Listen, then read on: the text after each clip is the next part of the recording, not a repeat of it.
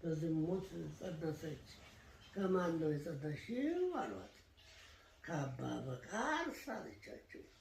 መጥተው ደበደቡት። በዓቱን አስለቀቁት። ምን ነው ሁለት ቅጣት አለ እንዴ?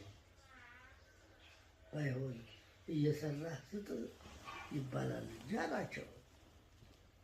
ለካ ይህም አለ ብለው እየሰራህ ስጥ አሉት።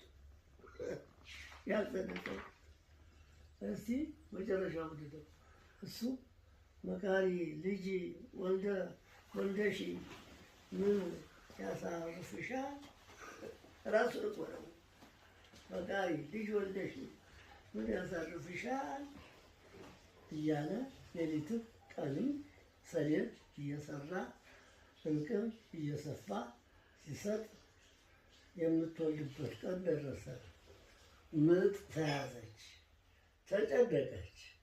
ዘመዶቿ በምን ምክንያት ይሆን እያሉ ሲጨነቁ በደሌ ታውቆኛል።